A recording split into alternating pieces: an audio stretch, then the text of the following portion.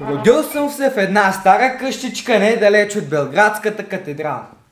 По-късно тая къщичка бе заличена от лицето на земята и на неедно място днес се издига голямата сграда на Народната банка. Така че, точно там, където и била стаята, в която съм се родил, днес се намират банковите трезори. Роден съм в полунощ, поради което в биографията ми не би могло да се каже: той видя белия свят на 8 октомври 1864 година. А той видя светлината на свеща на 8 октомври 1864 година.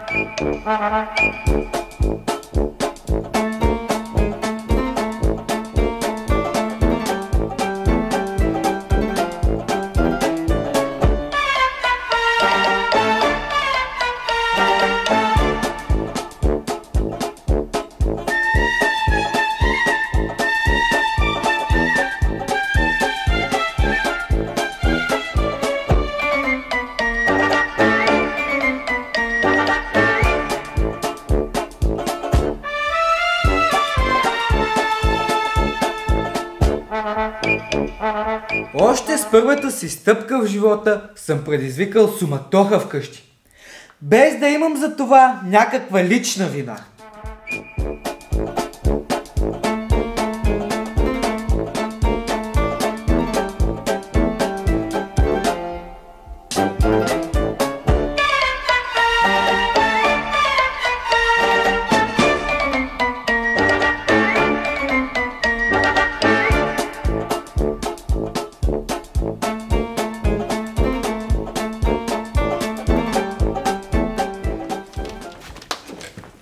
Момиче! По-късно установих, че баща ми бе напредничав човек и силно ненавиждаше онзи остатък от варварските обичаи момичетата да дават зести.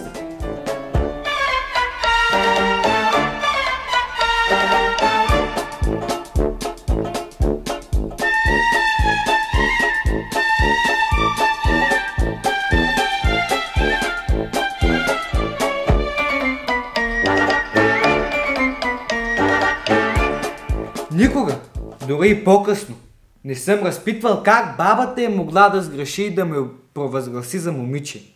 Смятам, че това е останало от разсеяност.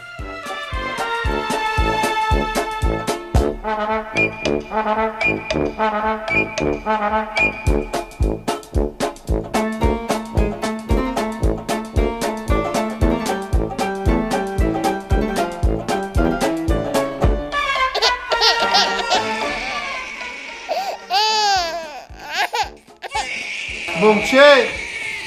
Момче!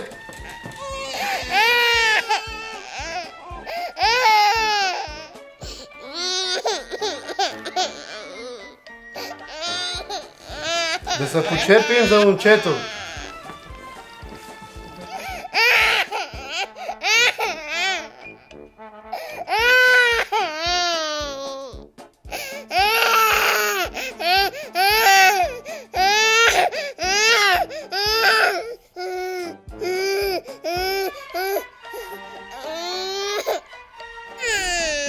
Постоянна тема на разговорите, които се водеха тук, беше въпросът на кого прилича.